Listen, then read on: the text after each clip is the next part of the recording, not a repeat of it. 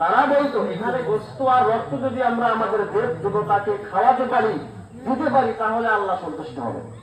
এক শ্রেণীর সমাজ আমাদের দেশে আছে, তারা তারা করতে মূর্তির পূজা, আমরা করি কবরের পূজা। কবরে দিলে আল্লাহ খুশি। আল্লাহ বলছেন তোমরা আমার কাছে সরাসরি চাও, আমি তোমাদেরকে সরাসরি দেব। প্রত্যেক রাতের শেষ প্রান্তে আল্লাহ রাব্বুল আলামিন সপ্তম আসমান থেকে প্রথম আসমানে নেমে এসে বান্দাকে বলে, তোমার কাছে চাও, আমি তোমাদেরকে দিয়ে দেবো, যা চাও আমি তোমাদেরকে চাই দেবো। তাহলে আমাদেরকে মহাস্থানে কেন যেতে হবে? সারা মসজিদে আমাদেরকে কেন যেতে হবে? আল্লাহর কাছে আমরা চাইতে পারবো, আল্লাহ আমাদেরকে দিলেন। আল্লাহ যদি শয়তানের দোয়া কবুল করে, আমাদের দোয়া অবশ্যই কবুল করবেন। আল্লাহ আমাদেরকে বোঝার তৌফিক দান করুন, আল্লাহুম্মা আমিন। এইভাবে তারা কাবা ঘরের চত্বরে তাদের গোশত এবং রক্ত ছিটিয়ে দিত। ইসলাম আসার পরে আল্লাহ রাব্বুল আলামিনের নবীর উপরে সূরা আল ইমরানের একটি আয়াত নাযিল করে দিয়ে আল্লাহ জানিয়ে দিলেন, হে নবী, তুমি তোমার উম্মত অনুসারীদেরকে জানিয়ে দাও।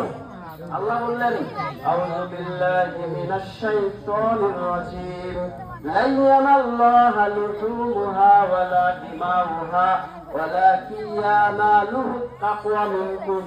আল্লাহ বললেন, আল্লাহর কাছে পৌঁছে না রক্ত এবং গোশত। ওই যে কুরাইশরা যেটা করত, আল্লাহ বলছেন আল্লাহর কাছে পৌঁছে না রক্ত এবং গোশত,